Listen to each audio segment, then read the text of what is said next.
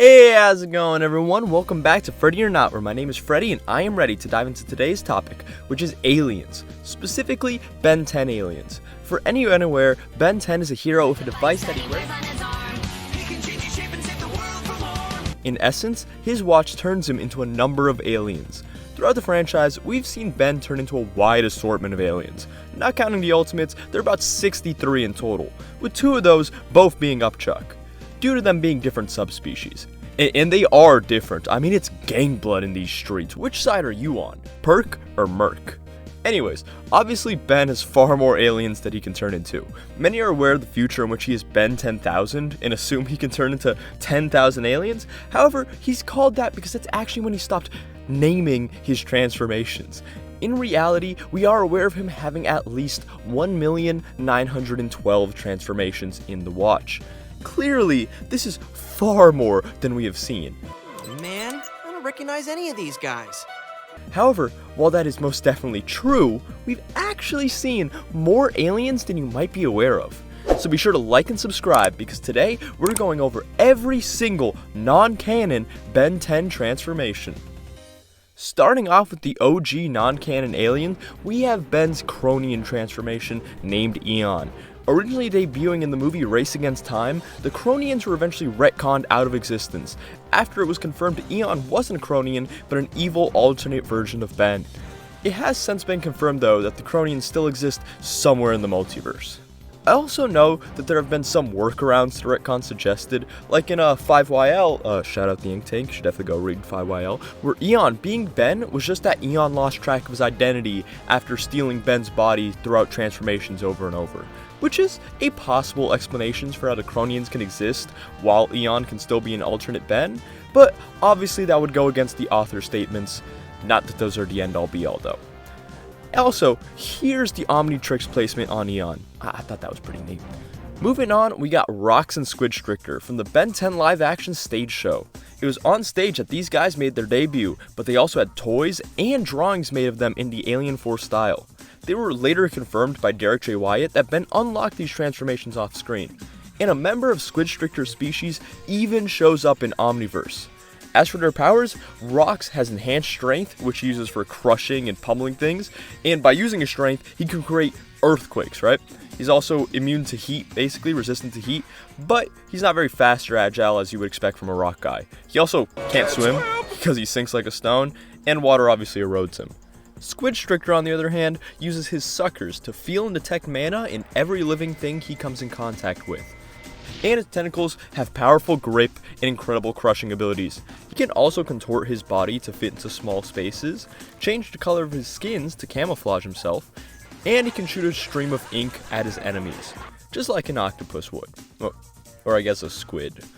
On the downside though, he can get easily tangled, he has an aversion to strong light, and he can't stay out of the water longer than 20 minutes, meaning that every time we saw a member of his species in Omniverse, that person had places to be. Also, I should mention, it hasn't been confirmed that that guy actually is Squid Stricter's species, but like, come on. That's racist. Continuing forward, Omniverse art director Derek J. Wyatt created a number of non-canon transformations. First off, we have Decagon Vreedle, which is Ben's transformation of a Vreedle that he would be apparently horrified to learn that he has. There's also Decimus Prime, which is Ben's transformation of a Cybertronian from Transformers, and he has energy melee weapons. Now, technically, this is considered to be more like a what-if type thing, like if there was a crossover, so he's probably not part of the 1,912 number, but I don't know, who knows, right? Maybe Asmith was just really good at collecting DNA. Moving on, we got Ventriloquid, an alien unlocked off-screen, and was apparently the alien Ben turned into off-screen during the episode Let's Do the Time War Again. I turned into aliens I didn't even know I had! Ventriloquid's powers include super ventriloquism on some Superman type beat, and his powers can even work on objects. Next up, we get to the spiritual successor to Ben's most powerful alien. We all know Alien X, right? Well, let me introduce Alien Z. Alien Z is an excellent swimmer and he reaches like super fast swimming speeds, then he launches himself onto the land like a torpedo and slides on his belly. And on his fins, there's like laser light knife things, so if you get hit by him while he's sliding, it's gonna hurt. Why is he called Alien Z though? Man, I don't know, I didn't name him. But be sure to comment your best theories, because I'm gonna keep it real, I need some theories, it kind of bothers me. Well, where's Alien Y? Continuing on, we have Snark Tank. Snark Tank is a very specific form of mild ESP and emphatic powers. With these mental powers, he basically pinpoints his opponent's biggest insecurities and flaws and crafts such a devastating putdown that his words actually inflict psychic damage on his foes. Your butt is huge. He can also use these abilities to pinpoint physical weak spots on an adversary, on some Karnak type beat, but without the follow through. Finally, we get to one of my personal favorites, Squirtapillar. Now, Squirtapillar has the ability to take different substances, organic or inorganic, and turn them into a compound with the viscosity of a smoothie, alright? And it's revealed one of Ben's personal favorite smoothie combos is watermelon bubblegum and quick drying cement. With, it should be noted, Squirtapillar has unique enzymes that he blends in that controls how fast the substance dries, in case you were wondering, Ben's just chewing on a cement block or something. Nah, but to me, this is like the ultimate culmination of the thread of Ben trying all those terrible different smoothie flavors. Like the meat flavored smoothie comes to mind. But the fact that Ben finally found his favorite flavor is appreciated though, but it definitely reiterates how gross this man's palate is. And yet he still somehow thinks Grandpa Max's cooking is gross, alright? I think my boy Rook knows better than the guy who's eating actual cement. The next few aliens are all made by Derek J. Wyatt as well, but we've never actually seen them. First off, we have Thriller Whale. My favorite alien that never got made was named Thriller Whale. Unfortunately, he never made it into the show, but his power was gonna have to do with dancing and music and basically being awesome like this. That's right. Thriller Whale is gonna moonwalk on out. Now, we know for sure that his powers have something to do with dancing and music. For example, he would certainly be able to breakdance or do disco, right? And it's confirmed he would be the same species as William Wallace, meaning my boy William can bust it down. I also found some fan art of what Thriller Whale could look like, and I gotta say, this is actually kind of perfect. Next up, we got Porta-Potty. Now again, this alien was never made, but the concept was going to be that he would have looked like a porta-potty with a face and can teleport. That being said, this is my artist's rendition. Yeah, this is peak. Next up, Mr. Sister. Sounds bad, but apparently he has some type of split personality type thing and Baron Astro's powers. Meaning to me, this is basically just a Ben 10 Baron Astra, so this is probably what it would look like. Next up, Pixel Loaf. His powers are that he pixelates, then loafs. What does that mean, I hear you asking? Well, my best guess is that it turns things into pixels, and it makes a loaf out of those pixels. That's just my theory though. But yeah, other aliens Derek J. Wyatt confirmed Ben has but we've never seen includes the Zilch, Crocduster, Overround, the Sledge, Splatterator, Dropsies, Trankenstein, Tankerbell, Thug with 2 U's, the Walking Dread, Poliwhirl, and Toolbucket. And man, I am really hoping this is what Poliwhirl looks like.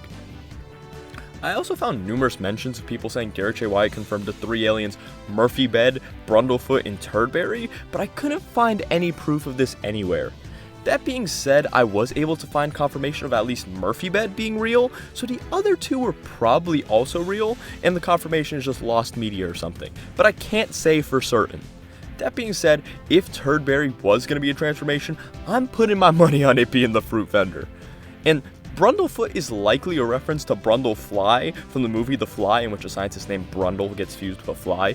So Brundlefoot probably looks like a fusion between a man and Bigfoot, if I had to guess. Murphy Bed, on the other hand, is literally just the name of one of those beds that folds onto a wall, so I have no clue what he does. The final Derek J. Wyatt alien comes to us via the crustiest screenshot I was able to get my hands on, in which we are told of an alien named Fredrickson, who has the power to never lose the mail and always deliver it on time. POV, you mailed a bomb to the bad guy and Fredrickson delivered. Here, you can have this back. Switching lanes, we get to some classic non-canon transformations from the commercials, like Bob the Blob.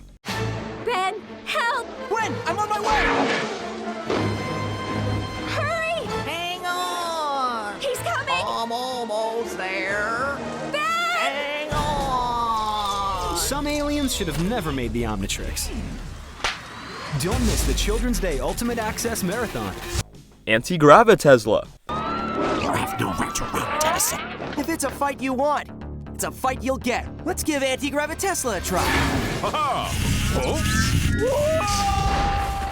Some aliens should have never made the Omnitrix. Is he coming back? Don't miss the Children's Day Ultimate Access Marathon. And Plant Apocalypse. You know, sometimes I really get tired of saving the world.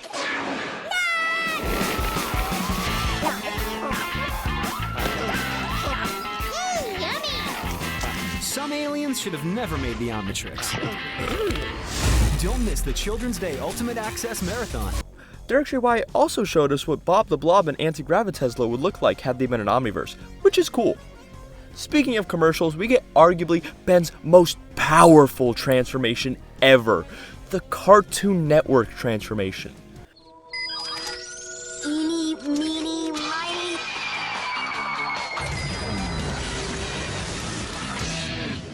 Both Classic Ben and Omniverse Ben have turned into this alien, and it holds the power to end your favorite shows and reboot them.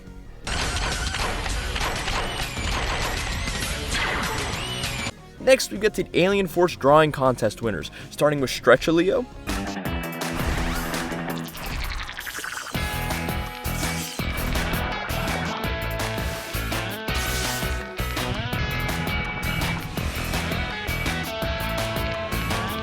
Invincible,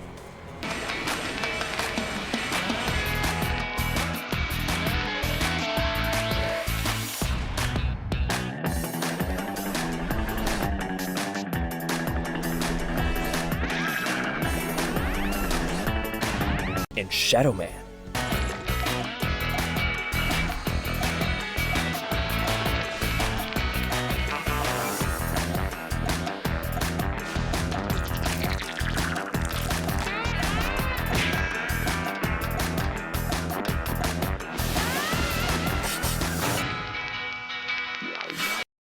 Sticking with the trend of contest winners, Moyo was an Omniverse contest winner. Meet Moyo. He's from Mars, changes color to blend in with his surroundings, and can swim as fast as lightning. Both skills come in handy when protecting kids who are being bullied. That's his speciality. And Portaler was a winner as well. Portaler seems to have portal abilities and can spin dash. The video game he is from also debuted this guy, which is in the game, but he's just the symbol for how many lives you have, but apparently he's considered a non-canon transformation. We also have the Blobulous alien from the Alien Maker. You can even make out an Omnitrix logo on him. Then we just kind of get a bunch of aliens that just kind of randomly show up, like the Grendine alien, who is in a Ben 10 Grendine commercial. Why did they make up a bunch of new aliens for this commercial? I don't know. Maybe they were just trying to set themselves apart or something. I guess it worked, because we're talking about them. We also get just like a purple zombie man and like a red lizard thing who are just in random magazines for some reason. And finally, the robot alien who was displayed at an Ultimate Alien event. Now, since we got a bunch of unseen aliens and unnamed aliens, just for fun, assuming they were the same, I'd say maybe this is Overround, the zombie is Walking Dread, the lizard is Croc Duster, the robot is Tool Bucket, the Blobulous alien could be I don't know, Thug maybe, and I guess the Grendine alien is the Zilch. Yeah, why not? But for the record, they are probably different aliens though. Moving on, the show also name-dropped aliens that we've never seen, namely Shellhead, Sandbox, and Snake Pit. Snake Pit and Sandbox. Oh, and Shellhead. And if you were around since the beginning, you probably remember people dreaming up what these guys looked like. But then around 2020, that's when Tom Perkins swooped in and blessed us all with some non-canon designs for these guys, as well as descriptions of their powers. That's right, we got Shellhead, who has an invulnerable exoskeleton and is able to burrow through the earth at great speeds. And when he hides in his shell, he rolls up like a roly-poly. Snake Pit has Medusa vision, meaning he can turn targets to stone with the lightning he shoots out of his eyes, but they will only remain petrified temporarily. Finally, Sandbox has abilities similar to a sandblaster or a sandstorm, and he seems to be able to change the size and shape of his body at will. But Tom Perkins didn't stop there. You might not have known this, but the number of aliens Ben has always been a little inconsistent. Like in the episode Flamekeeper Circle, where he says he has 63 aliens, even though we hadn't seen that many yet. How many different aliens can you turn into now? 50? 63. Or in the episode Store 23, where he says he has over 70 aliens, with the implication here being that he has unlocked aliens off-screen. It used to be 10. Now I have more than 70. Matt Wayne went on to mention a few of these off-screen aliens that were unlocked, but were either underpowered or useless. These included Somnambulizard, Bungee Sponge, and Skid Marks, though they were later stated to be jokes. But Derek J. Wyatt does believe that their DNA is in the watch. All of this came to a head, however, when Tom Perkins revealed Somnambulizard, stated to be a line-of-sight mind controller able to mesmerize people within a limited area. Bungee Sponge, who uses his back arms like bungee cables to slingshot himself. He is also porous and bouncy like a sponge and seems to be able to shoot water out of himself. Water that he absorbed, by the way. Finally, Skid Marks is a centaur who is slower than Accelerate, but faster than Fast Track. Yet another L for the Fast Track community. He loses way faster than Accelerate. Stick to kart racers, I guess. Now, the fact that Ben considers Skid Marks underpowered, though, maybe he has some downside we aren't aware of. Maybe he's like super fast, but he leaves skid marks everywhere. That's my best guess. Adding on to this list, Matt Wayne later mentioned 3 more of these joke aliens: Mealy-Mouth, Hippopotamus, and Crabtastic. And as you might be able to guess, Tom Perkins once again rose up to the occasion, with Mealy-Mouth, who can control minds with his voice/voices, Hippopotamus, who can make objects or himself light enough to float with his density powers, and Crabtastic, who has super strong claws that can tear through anything, as well as all the regular crab things like 360 vision, underwater breathing, and the ability to move on vertical surfaces. Now you might be asking, why was mind control and powerful claws useless? I don't know, man, you tell me. But at least Hippopotamus doesn't send himself flying like Anti-Gravitesla. And he can also use his powers on objects, which Anti-Gravitesla can't. Although, making things float probably isn't too crazy. I doubt it's like gravity, you know what I mean? Moving on, Tom Perkins provided transformations for 2 of the aliens shown in the flashback from Truth, with Warp being able to create warp portals to travel throughout space and time, and Transmuter being capable of alchemical control. So probably like elemental conversion or transmutation or something. These 2 were listed as Ben 10,000 transformations, with the implication being that Ben may unlock these 2 in the future. It doesn't stop there, however, as the Ben 10,000 aliens continue with a transformation based on the nightmarish alien prisoner. That's actually what his name is listed as. Gurge, capable of inducing weapons-grade nausea, aka nausea and vertigo, so strong it makes you collapse in a heap and vent illnesses from all orifices with tremendous force. Man, I'm glad Ben didn't fight this guy. Anyway, he also has a prehensile tongue. The next alien made by Tom Perkins was Brain Drain, and this one is actually kind of a deep cut. You see, in the original series, they mentioned zombies. A horde of what appears to be zombies are attacking the mall.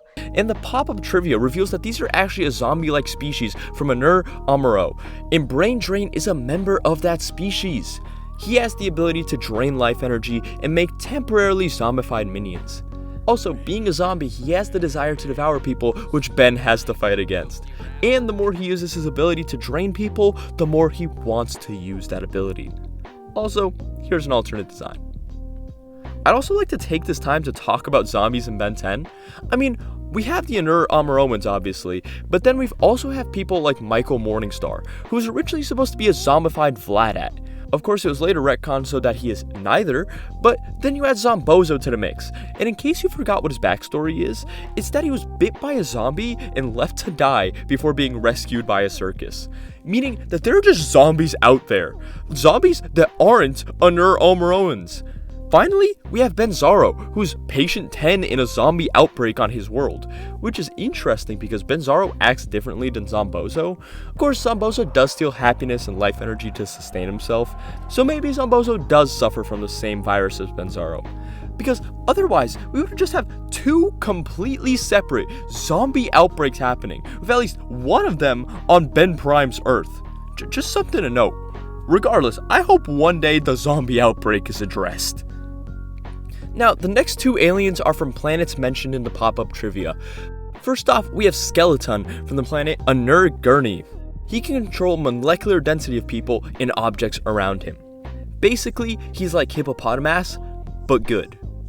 Next up, we have Lagoon, based off the Gill Man. He's an amphibious alien who can control water to create things, and he can lift up to 2 tons and can regenerate.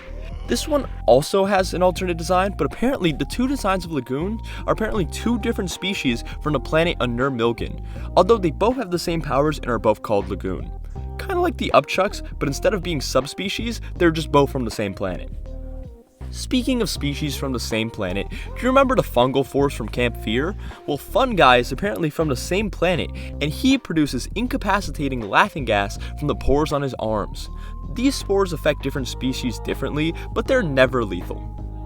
Going back to the Inner System, we have Lurk, an alien with shadow manipulation powers, aka he can control, hide, and travel through shadows. Maybe a member of his species was controlling the shadow in the Inner System in that one comic? Who knows? Our final inert alien of the night is Terrorsaur, a flying alien who produces terrifying psychic hallucinations on some Scarecrow type beat. All I'm saying is, imagine getting mugged by Terrorsaur and Gurge. That's a bad night. Our final 3 Tom Perkins aliens are all Christmas themed. Starting off, we have Soulcatcher, who is a Krampusaurian, and he's capable of temporarily capturing the memories and life force of an opponent and storing them in his power nodes. The memories and life force he stores increases his strength and durability. Oh, and as a bonus, he can sense negative emotions. Yeah, Soulcatcher's a banger alien. Oh, and if you couldn't tell, he's based on Krampus. Next up, we have Jack the Freeze, our Jack Frost-inspired alien who can stop time near his proximity, and can also stop specific targets in time and skate along the floor as if he were on ice. Finally, we have Kringle the Summoner, aka our Santa Claus alien, who has the ability to summon energy homunculi called elves. These elves are energy constructs without physical form. Okay, but does he deliver gifts? Switching lanes to video games, the DS version of Vilgax Attacks gives us some secret transformations. First off, we can unlock what's known as Lupus Feralis, which is a transformation of the Vulpamancers with weird mouths and tails, potentially confirming that this is in fact a subspecies of Wild Mutt, which explains why he always looks so different from the others. Also, Feralis is the Latin word where we get the word feral, so the English translation of Lupus Feralis, as you might have guessed, is wild wolf. Huh? The next secret transformation is Mr. Smoothie. That's right, Ben scanned the Mr. Smoothie that came to life in this game. You can play as Mr. Smoothie, which is fire! I love this so much.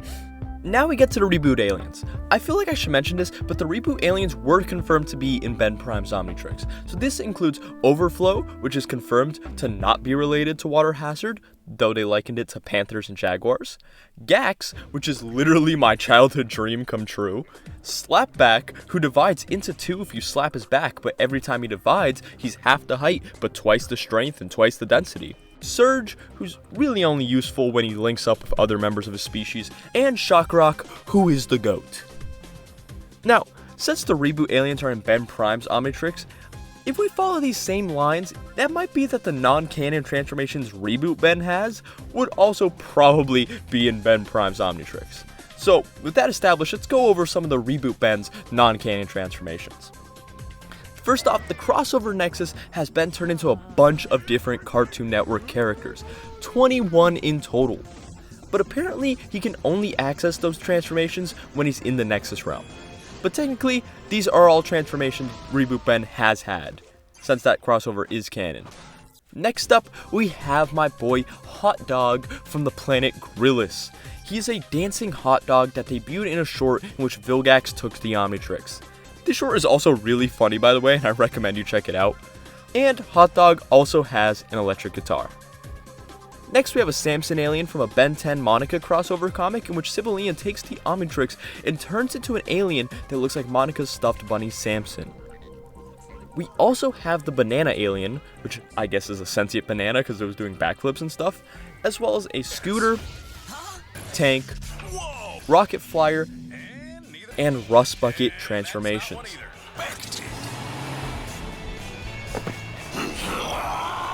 The Weatherheads from the reboots are also likely aliens, assuming they aren't just robots, but there seems to be a Weatherhead alien in Secret of the Omnitrix, so I'll count their species when I get there.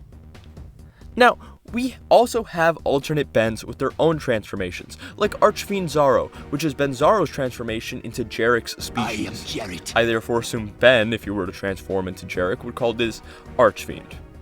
He also has Hellfire powers. Next, Negaben, which is a very risky name to say, mind you, has a transformation that he calls the Darkness. This transformation is the same species as one of the residents of Undertown, and he has shadow powers. These shadow powers are described as being sort of like Raven, Obsidian, and Cloak's powers. Finally, Ben 23 is Trunkman, which is the transformation of Trombipulor, so we can then assume Ben has a Trombipulor transformation. Moving on, we get to aliens Ben is confirmed to have, like we see Ben as hybrid DNA in his watch, and Dwayne McDuffie confirmed he would name his hybrid transformation Moot. His Argent transformation is called Snorkupine, his Kraho transformation is called Elastelk, a Sotoragian transformation is called 1010, and I mean like, yeah, that one was right there, and his Ravana transformation is called Farmer Boring Jeans. Low-key, this might be the most blatantly racially charged one I've ever seen. Like it's well known Ben is just basically making up new slurs every time he transforms into a transformation, but this one is crazy. The Ravana don't even wear jeans. He's just associating their whole species with boring farmers. That's crazy. Anyways, DJ MC is his Pugnafor transformation, and he dresses like this. Marshmallow Marauder is his Tiffin transformation, and Sparkle Bellum is his Slyonoid transformation. The next few are confirmed aliens without confirmed names, like Muroid DNA is confirmed to be in the Omnitrix. Same with Acrosian DNA, although it will look very different than Festina on account of her being a cyborg. Finally, we know the Tentacle Vendor, Sweet Eel Sparklefunk, and Guilford's DNA is in the watch, as they were all possible candidates to have a transformation, shown when Derek J. Wyatt made the poll that gave us Snark Tank and Squirtapillar. It has also been confirmed that the Omnitrix has dolphin and white lab mice DNA. Can I get some in the chat so I know you're a real Ben 10 fan? But yeah, no, it was stated white lab mice are aspects of extra-dimensional beings protruding into our reality. This is similar to Ventriloquid, who also appears to not exist in this dimension. I also found some fan art of what this could look like, which is really sick. But honestly, I think it'll look more like this. I've also seen some people say Dwayne McDuffie said that elephant and lemur DNA is in the watch, but I've yet to find a source on this. I'm not saying this isn't true, it is definitely possible that the source was just lost to time, but I would take it with a grain of salt, especially since Derek J. Wyatt, at least, was under the impression that it's only dolphin and white lab mice DNA in the watch from Earth, besides humans, of course. Finally, the Dagon was stated to be a possible transformation, and it's fairly likely that it was scanned. Moving on, I want to talk about subspecies. Of course, we get the classic Perks and Mercs. Which side are you on? But Upchuck isn't the only alien with subspecies. We have another Diamond Head subspecies because according to the reboot, the Diamond Head we know is actually a Petrosapien subspecies known as the Subsapiens. So we could have the regular Petrosapien DNA. There's also Androsapiens from the same planet. Welcome explorers and omniplanetary travelers to the crystalline jewel Petropia, home of Diamond Head's Petrosapien people. It's hard to imagine that something as fragile looking as crystal could be stronger than steel. The Petrosapiens crafted a kingdom of stunning proportions and breathtaking beauty on the surface. For their ancestral cousins, the Subsapiens, toiled far below ground in the planet's deep substrata. Spartan and warlike, the Subsapiens long possessed no awareness of the vast world above them. But now they stand poised to break out from under and claim it as their own. These two factions, though similar, are now pitted against each other, locked in a battle, not knowing that both are puppets, part of a larger scheme. A third faction dwelling even deeper within their world, the Anthrosapiens, waiting patiently for the right moment to strike and take everything from their distant cousins. Ooh, scary stuff. But the fate of Petropia is a story for another day. For now, onward! Next up, Cannibal has a subspecies that is more primitive and lives on Vulpin. They can also release chemical blasts. This probably ties into the fact that Cannibal's exoplates have chemicals that reduce friction in order for him to spin so fast. This might be confirmed to be an actual subspecies transformation, at least according to a Bandai card, but keep in mind a lot of the information on these cards were retconned. Finally, Ripjaws has a subspecies, the Piscis priman, which is the species Crab was from before he became a cyborg due to his injuries sustained in the Piscis Pyros Wars. Which is sick! Ripjaws and Crab species fighting the Pyronites. That is sick! They're gonna get turned into a fried seafood platter, but that's sick. Now let's talk about some aliens that were confirmed not to be in the Watch. This includes Bashmouth, one of Kevin's transformations from the reboots. Now, Bashmouth is a new species, and it's possible he's not even a fusion mutant hybrid thing, like the other Omnitrix aliens. However, it is confirmed Bashmouth is not in the Omnitrix. I guess Reboot Ben just doesn't know how to scan, I guess.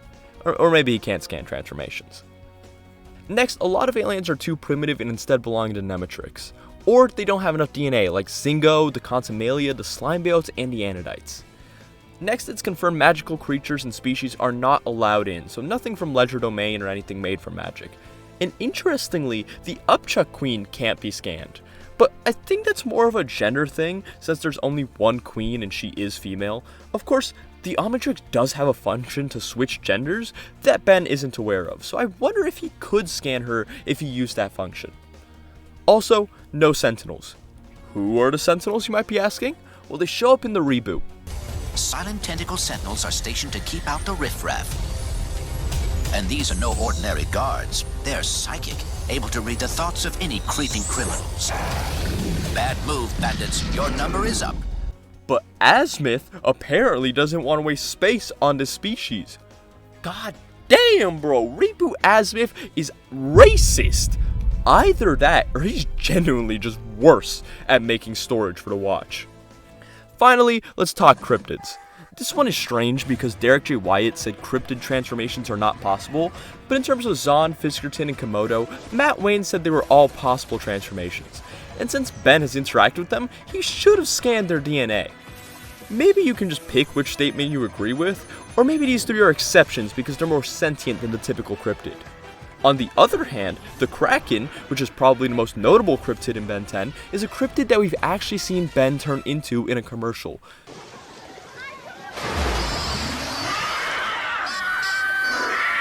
Which is interesting because Derek J. Wyatt has stated the Kraken would go to the Nematrix due to not being sentient.